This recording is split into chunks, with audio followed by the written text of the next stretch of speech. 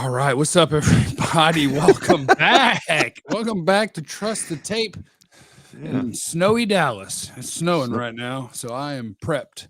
You can see my ring light reflected in my ski goggles, which is fun. You can see my screen in there too.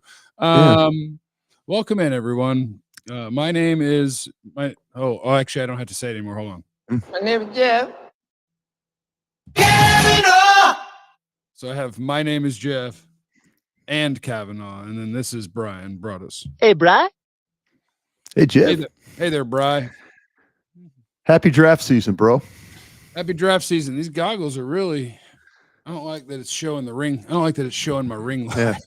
I'll tell you what, man, do you ski with a helmet? You wear a helmet? I don't own skis, so when I go skiing, I rent things. You have to rent it? I feel like they give me a helmet. Yes, I feel like I do wear a helmet. Yeah. I come from an era of skiing where you just wore a baseball hat, and then you just collided into each other and you hit trees and it's kind of like we smoked cigarettes and sat in cars without seatbelts too, Jeff. You know how that goes. So. Yeah, no, 2025 is more wear a helmet. And do fireball and do fireball on the ski lifts. It's kind of the deal. Yeah, we were plastic ones. Yeah, we were rumplemints like this. We were snops. We had the bags of snops, and I was like, you want to always ski with me real quick because of I always wore a backpack, and on that backpack, I had a lot of things like a 12-pack of beer, turkey sandwiches, other items that you might use on a chairlift. I had some of those. Yeah, a lot of things going on there. I'm going skiing next month, and I'll be honest with our audience today, Bryan. The reason that I'm wearing all of my ski gear is because I'm hungover. I feel massively ashamed of myself for the amount that I drank last night on a weekday, and so I feel bad physically, and I feel worse mentally. And I thought, you know what might help a little bit if I just do some goofy shit. And so I grabbed my ski gear because it's cold outside, and I thought that would be funny. Well, no, man, we're good. Hey, it's snowing. It's kind of fun.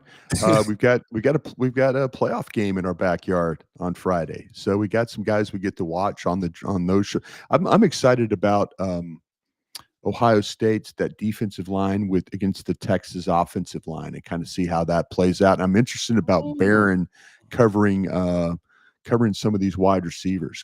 Don't get out over your skis, Bryan. Full name, where he might be drafted, position he plays, which school. No, Barron, we all know Barron from Texas. I'm talking about Texas and Ohio State. I know, but we haven't even talked about Jahdae Barron on this show. We haven't talked about Barron. I'm on so many different shows. If we have, it was a quick mention, but Barron is a corner at Texas.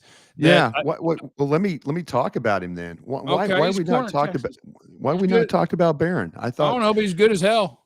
He is good as hell. I mean, and when you start to, the thing that I really, really like about this kid is that how loose of a player he is. And I mean loose with the hips and the changing directions and the mirroring the receivers and the football IQ.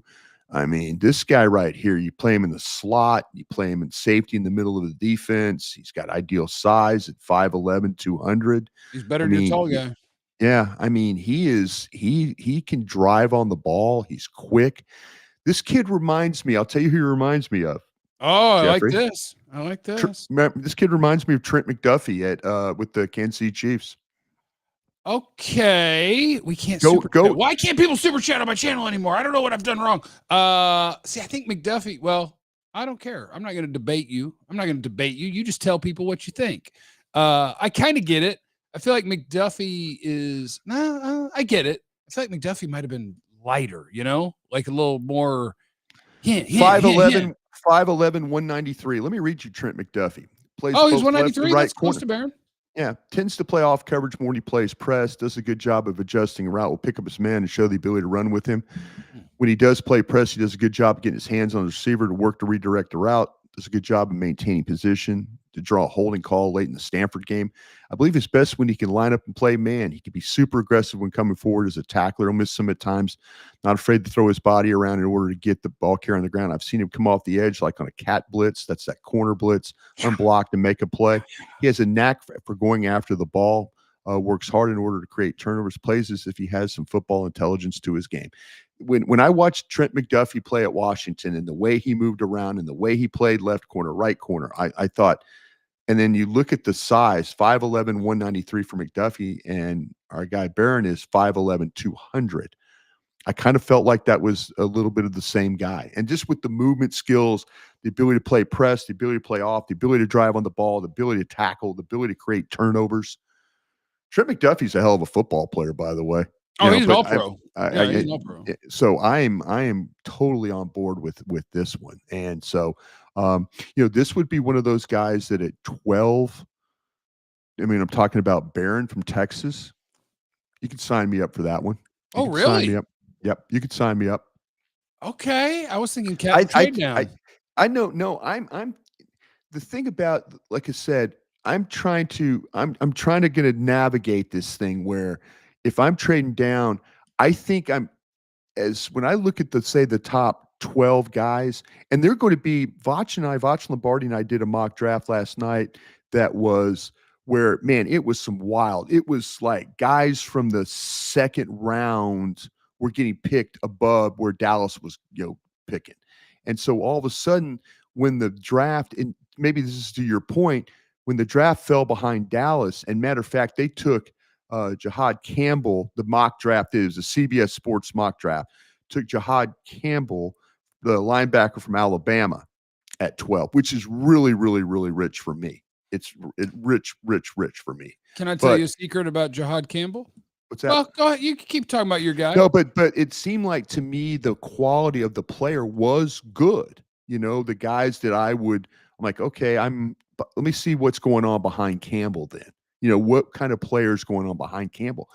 But what I'm also thinking about, though, too, is maybe the more we really, really, really dig into this thing, that the quality of, you get to a certain point and the quality starts to go not as much. And there's more questions about guys. And there's more like, can this guy really run? Can he, is he strong enough? Is he, blah, blah, blah, all the things that we talk about as scouts.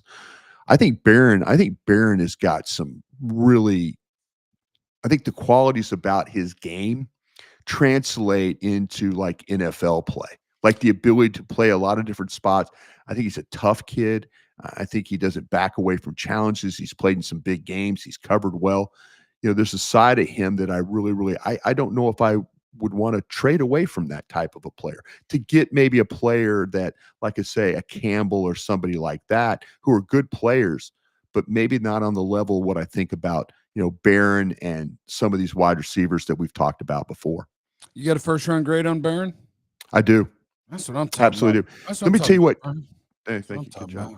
Get your first round grade on that son of a bitch. Let me ask this question too about, ask me. I'm ready for anything, Brian. I'm up to 54 players. I'm There cruising. you go. I'm cruising, brother. There you go.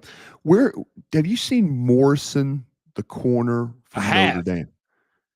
Okay, now he's not going to play in this game. And as you and I talk, we're taping this Thursday morning. We're not taping. We're live. Oh, we're live. I'm sorry. Well, son of a bitch. We're live. And somehow people can't super chat, so we're not going to make any money.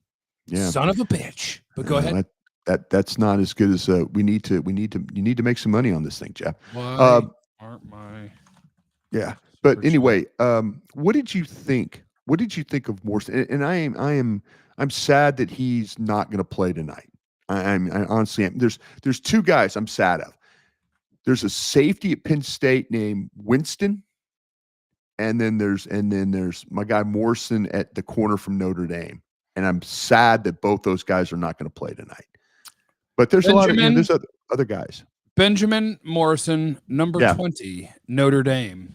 6 foot tall, 190 pounds, hurt in week 5. Hip surgery ended his season. 9 interceptions and 18 passes defended for his career. Mm-hmm. Dude has some really nice plays against some really good players, including multiple breakups against Marvin Harrison in 2023.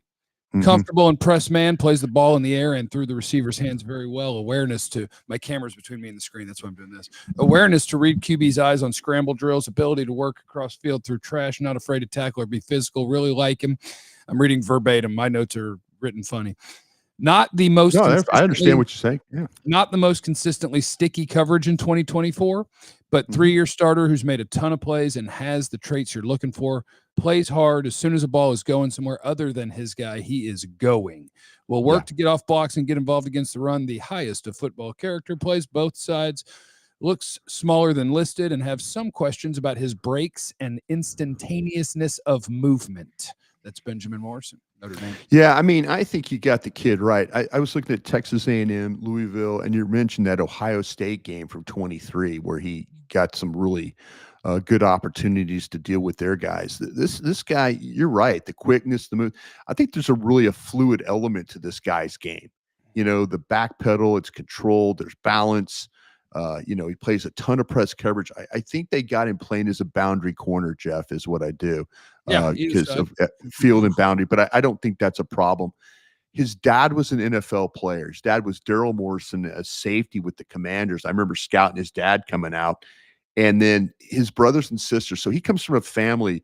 He's got a brother that plays at Arizona, and he's got sisters that were college gymnasts and stuff like this. Isn't an athletic kid. That's what I'm talking about.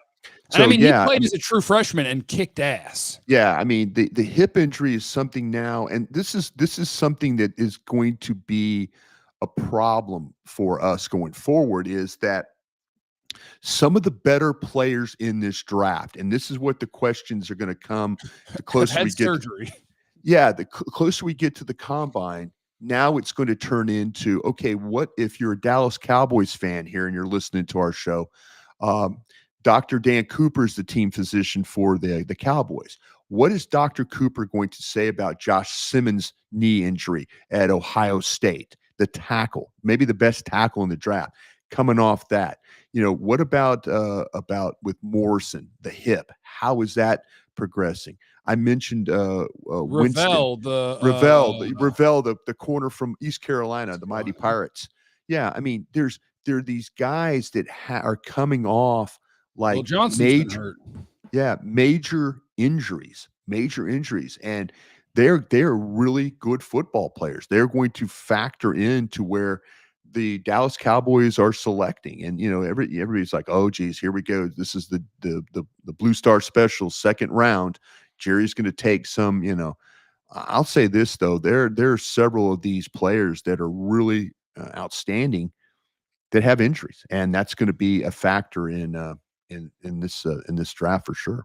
I kind of love that you started off with corners because that might be their biggest need. And you can disagree with me in the chat. I dare you to. But right now, I think the Cowboys have literally one starting corner, right? Diggs is hurt. Yeah.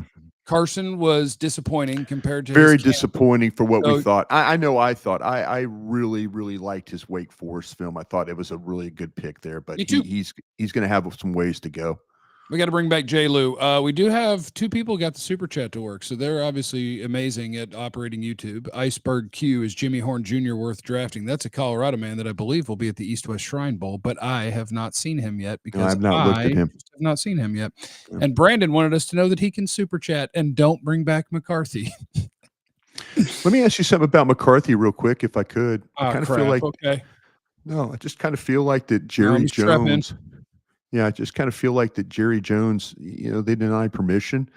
I wonder if this is a way of saying, you know what, Mike, we're going to make you take some concessions here. We're going to make you, maybe get rid of some coaches. We're maybe going to take play calling away from you. Maybe we're going to pay you what we've just paid you before. We're not going to give you a raise or anything like that. And I wonder if he's going to make Mike have to deal with that. Yeah.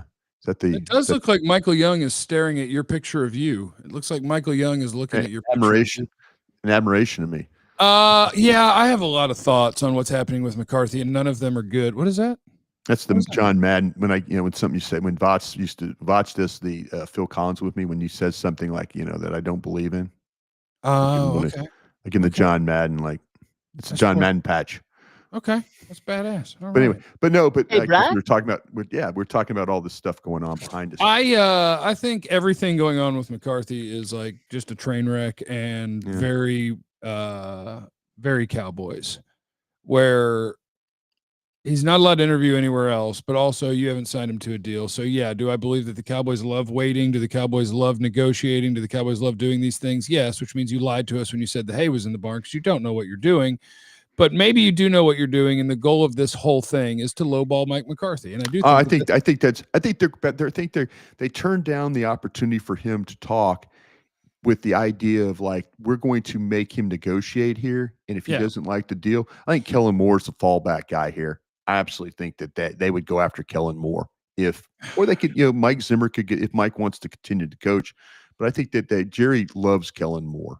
He loves Kellen Moore. And maybe that would be a way for him to like, okay, Kellen, hey, we've got Mike Zimmer here, but we also got Matt Eberflus out there. Would you consider putting Jason Witten on your staff somewhere? You know what I'm saying? This could be very much a kind of a controlling kind of a thing. Yeah. I think it's all gross, and it's all the, Jerry loves being comfortable. Jerry loves his loyalty stuff. But I mean, the fact that you're going to deny permission for an interview while you try to get him to agree to the lowest contract that you can, and you think that he won't wait another less than a week and then go get another job, like all of it screams of Cowboys. If you thought your coach was badass, you would be signing him, whatever whatever the cost is. Absolutely. You don't think your coach is badass. You think that you can settle for your coach and that other teams aren't going to take him away from you. And that's just not what I want my NFL team to be. I want my NFL team to have the best stuff, and they don't care to have the best stuff, and it hurts me. Jeff, I see a super chat there. Pulse Trip asked, I'll take Jeanty over Bijan, and I love them both. I'll take Bijan over Jeanty, and I love them both. How about that? And I'll tell you this. I think Bijan is the best running back in football right now. No, I mean, I could say, I know that this is where last year, I think in my stack, I had him third overall on my stack. I love the player. I changed my stack last year. Bijan? Yeah. Oh, okay. Yeah. No, I was saying I changed. You took Jeanty out of 2, then is what you did. I did, because when I was doing a mock draft, people were like, well, you should take Jeanty. You have him as your second player. And I was like, okay, so my stack is actually lying. Like, I have my stack set up in a way where it's like, you put him you didn't drop him from like 3 to 13, did you? Well, I set it up initially, and I think this is fun, and I would love to know how every different NFL team does it, because I set it up as how good do I think they are, right?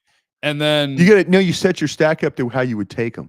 And so if we're going that way, when you're drafting and it gets down to your spot, and CeeDee Lamb is the 6th best player on your board, and then you get to 17, the stack tells you that that's the guy that we should take. I changed my stack. Jeanty is 6th. That's where I would actually. You only dropped him 3 spots? Yeah, that's where I would actually. Who did you put ahead of him? I would take Travis Hunter, Mason Graham, Abdul Carter, Kelvin Banks Jr., the Texas tackle, Will Johnson, the Michigan corner, and then Ashton Jeanty. Man, you like Will Johnson a lot more than me. I do. And I acknowledge that it's like he doesn't in 2024. Will Johnson, the Michigan corner, doesn't have better film than some of these other corners. Sure. I acknowledge I'm playing the draft game of, I think that guy, the way you think that everybody else in the league is right and you're wrong? I think the way he's built and the way he moves is built in the lab corner. There's a tall guy thing. There's a tall guy thing going on there too. No, but he moves right. He moves right. He is built. He is my. I could be built in a lab corner. I could be way wrong about him. I've got other corners ahead of him. Ooh, I love that. I've got other corners. Give me Hunter, Ravel, Barron, and Morrison over him. Give me those 4 guys. Ravel. Oh wow, that many. Give me 4. Okay, he's corner 5 for you. Yeah, absolutely, he is. I love it. I mean, you're supposed to, you watch the tape and you put him where you put him. Like I say, there's. I think your dead ball's wrong and you're an idiot, but it's fine. Him and Skelton or Scorton. Yeah, he is currently edge. Texas A&M's Nick Scorton is currently my edge 9 because I've seen 11 of them. I don't see it with him at all. So everybody who's projecting him as a top 10 or even a first-round player, now I feel bad. Wrong. Now I feel bad because I've got him in the same spot I've got him as the 9th. But I could be way, way, way, way. Oh, I think I'll see more people that I'll put ahead of him. Like I put a random Oh Louisville no, guy ahead of him yesterday. There's a group of guys. The greens from the guys that can really scream off that edge. The Green from Marshall, Pierce from Tennessee. Boston College has a kid that I can't pronounce his name. I mean, Ole Miss has a player that I can't pronounce his name right yet. I'll learn about it. Jeff's edge rankings, Brian. Go for it. Also, shout out to Law Nation, who I saw in the chat. And yeah, I'm sure the Cowboys are hell bent on getting Mike McCarthy to sign an incentive deal because Jerry's cheap. No, I mean they're putting the ball in his court. They're putting the ball in his court, and they're going to say, "Listen, hey, we want you to do this." And if he says no, well, then they could say, "Well, listen, we negotiated with him. He didn't want to be here." Yeah. Jeff's edge rankings: Abdul Carter, Penn State; Michael Williams, Georgia. Hold on one second. Let me look at my thing just to see if you got this right. Okay, go ahead. There's another. Michael Williams is another guy we're going to fight about. Like I know Vach doesn't like him. No, I'm not. That's another guy I'm going to be wrong about too. Michael Williams and Will Johnson are my two that I can openly acknowledge. Tape, not necessarily worthy of how high I have them, but both of them built in a lab for the position. So okay, Michael Williams at Georgia, sure, is edge 2. Mike Green at Marshall is edge 3. James Pierce at Tennessee is 4. Uman Mielen at Ole Miss is 5. I don't know if you've seen this guy yet, but Louisville has a guy whose last name I don't know how to say it. It's Gillotte, Gillotte, whatever it is. I've not seen him. Edge 6. Ohio State's Tui Moloau. Okay, what did you think about him as a player? Not much pass rush, but really, really strong, kind of a steady, solid, kind of like a tank. Yeah, Lawrence guy. The advice of who was the guy when we would watch at the Star that worked for the Cowboys that was like, who you watching? Drew Fabianich. We were watching like one guy, and he was like, why don't you just watch all 4 of their defensive guys? And you're like, we can't watch 4 guys at once. He's like, I can. I can't. I can't do that myself. I watched both Ohio State edges at the same time. I just ran every play twice. Sawyer. I Sawyer. JT, whatever, and Sawyer, and I have Sawyer later. Yeah, I do too. Because I just think that he's more stiff and has less power and blah, blah, blah, blah, blah, blah, blah, blah. So this Ohio State guy, I do think that there is there's power there. There is kind of an advanced ability to win with offensive tackles in terms of I get my hands on you and I can extend and I can play the run. And I think he has some pass rush. It's just never going to be the hyper athletic pass rush. So I like him. He's a good player. I think he's a 10-year NFL player. I don't think he's ever going to be a great pass rusher, but I think he's an NFL player. Do you have Walker from Georgia as a outside linebacker or as an edge? I listed him as a first-round linebacker. Yeah. But I mean, have him as an edge. A first-round edge is what I got. And that's the reason he's listed as a first-round player is because he can play. Gillotte. Yeah, that's my Louisville cat. Gillotte. All right. And after Ohio State, man, is where I just plugged both the A&M guys for now because everyone loves them. And I was just like, I'll just put them at the end of the second round and I'll just watch every snap they've ever played. I got one in the third and one in the fourth. I'm going to be really wrong about both those guys. And that might be where I end up with them. And then I watched Michigan's Josiah Stewart and the Sawyer kid at Ohio State, and I just threw them both in the third round for the hell of it. I'll figure it out later. So we're cruising along watching dudes, Brian. We're making great progress over here. So you mentioned Jalen Walker. Yeah. The reason that I have Jeanty where I have him in my stack is so many of the first round guys in this draft, I don't actually love them. I have questions about all of them. Tet McMillen, I don't love him the way that some people love him. Jalen Walker. Would you take him at 12? Yeah, I have to. Would you take him? Okay, that's why I have it stacked. If I had any nuts, I would put Egbuka as wide receiver 1. But that seems crazy because he's never going to be a team's wide receiver 1. Why would you? It's your because board. He's never going to be a team's wide receiver 1. He's going to be a good player. It's your board. You do what you damn want with your board. Tell people to fucking kick rocks. Know, but it's a battle in my own brain because Tet McMillen could be somebody's number 1 receiver X. He could be that. You would be if we were all in a room like for the Buccaneers right now. and you argued, you would have some people that would go with you, but you'd also have some people that would clearly fight you on that. Yeah. It would be a battle. You would probably lose. Yeah. You would lose to the room on where he goes on the board. But I remember John Gruden. I remember John Gruden in the draft Isaac Bruce when he came out of Memphis. And the scouts had Isaac Bruce like in the second round on the board there in Green Bay, and Gruden stood up and said, "I don't care what you MFers think. That guy right there is a first round player. You can put him in the second round all you damn want. That's a first round player right there." And everybody's like, "Oh, okay, well, wrong. Oh, okay, thanks, John. Appreciate, and fine, And John was right. John was right about Isaac Bruce. Sometimes people, you got to be careful of the scout think. And that's why I always like try my best to see if I can get a player to look like another player. I mean, I don't always be able to come up with the names, but like, that Hampton kid at North Carolina, the running back, he reminds me of DeMarco Murray. That's when you watch him run, I see DeMarco Murray, so that's kind of what you try and do. And if you think the Ohio State receiver is that guy, man, who am I to tell you it's not that guy? Yeah. Yeah. No, I just, my challenge is trying to sort of balance how much do I believe this player's a hit versus if he hits, what is that? Right? Like Emeka Egbuka, I don't think will miss. I don't think he'll miss either. I don't think I have him in the first round. I think he's somebody's second best receiver for the next decade. Yeah. Tet McMillen, if he hits, is somebody's starting X, which is harder to find, and maybe someone's best receiver for quite a while. I worry about lack of separation and not being a stud athlete, and that's not how he wins. And honestly, I worry about how big he is. I wish he was better at being physical.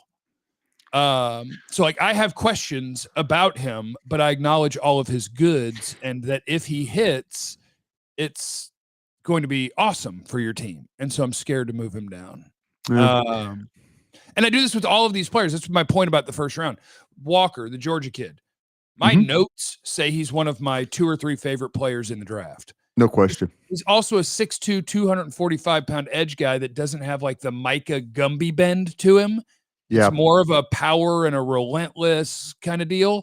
And so like there's a tweener element to that. My notes love him, but there's a tweener element with Jalen Walker. And then Malachi Starks, again, I think he's a built-in-a-lab safety. I think the film isn't necessarily that of a top 10 player. Michael Williams, built in a lab, doesn't have the pass rush that you dream of a top 10 pick. Luther Burden, production fell off of a cliff this year. Yeah. Simmons is hurt. Campbell Stance weirds me out. Like it's just all of these top guys. There's not so many. There's just not the guys that I'm like, absolutely. And that's what I think I like the most about Egbuka is he's one of the very few guys in this draft that I'm just like, I don't have questions. I got you. I know what you're going to be. That's what the thing with Egbuka is, to me, he's so versatile the way he plays. I mean, he can break tackles. He's got power. He catches the ball. You can jet sweep him. You can pop pass it. I mean, he's got a smoothness and an element. He's a very driven guy too. I've seen an interview with him. He's the guy I was talking about, Jeff, that took up golf. And like he just took up golf because he wanted to go play golf.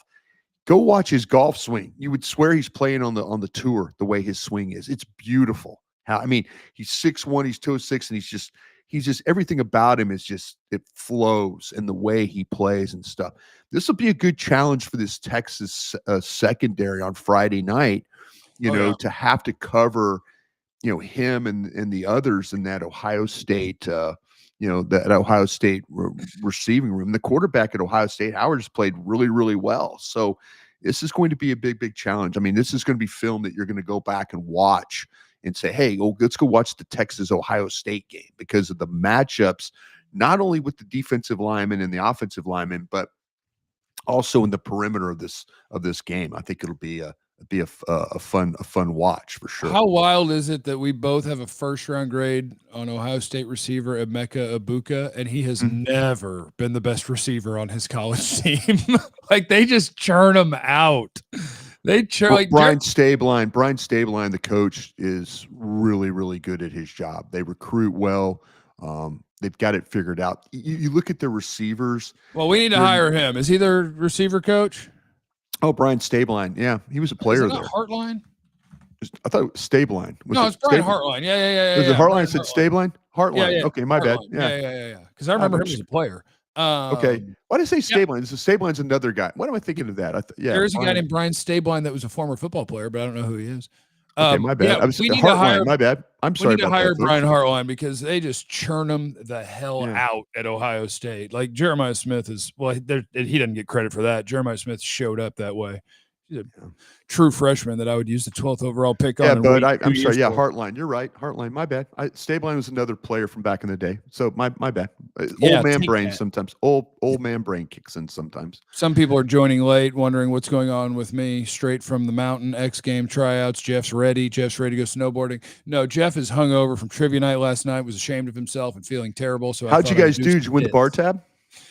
We went all in on the last question, and we finished tied for dead last with 0 points because we missed the last question. If you had me involved, I think it wouldn't have happened that way. We can find out, Brian. Sort these Christopher Nolan movies from most made opening weekend to least made opening weekend. The Dark Knight, The Dark Knight Rises, Oppenheimer, Interstellar, and what's the other one that starts with I?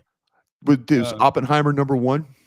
See, you just lost all our points. No, it's not. See? Which one was it? Dark Knight? Was it Dark Knight? Dark Knight Rises. Dark Knight, Oppenheimer, Interstellar, other thing that starts with I that I forgot. That's the way that goes. We're done. Yeah, I'm just doing bits because I feel like crap and I'm ashamed of myself for my behavior last night. It's also snowing in Dallas right now. It's snowing, so I thought I could do funny stuff and it would make me feel better. That's what we're doing. Emeka, look at this. This is who Emeka Egbuka played with. Garrett Wilson, Chris Olave, Jackson Smith and Jigba, Martin Harrison Jr., Jeremiah Smith. Like Ohio State is silly. Oh yeah. People talk about Savion Williams. I love Savion Williams. And he's another guy. Like, do you want to poke holes in Savion Williams? It ain't hard to do. But my God, at 6'5", 225, he's a freaking freak conception. Yeah, that's the other one. Yeah. Okay, Brian, have fun. I'm gonna go dive in the snow. Okay. Yeah, go get in a snowball fight with somebody. Who are we picking at 12? Who? Do you hate the Alabama linebacker? I went back. He was one of the first guys I watched, and I didn't really like him that much. And then I started. I don't hate him. I really had to get into my tape groove and remember what the hell I'm doing. And then I went back and watched him some more, and I was like, "Oh no, this dude's a baller." I've got him as like my 17th or 18th best player, maybe 16th. How about wide receiver? How about wide receiver, one technique, offensive tackle, corner? We can't pick 4 players. We only get to pick one. No, but I just put them in order that who would be on the board. Give me out of one of the I go need a corner bad, man. Well, they need all those things bad. Yeah. I just gave you the 4 positions that I think the best player on the board. I think the best player on the board is going to be the runner from Boise. And he's a Cowboy in every mock draft, so get ready for every mock draft. And then we're going to still have all of these needs that are bigger than running back because it's running back. But I think there's a possibility. Player. I saw in this CBS mock draft, Jeff, real quick.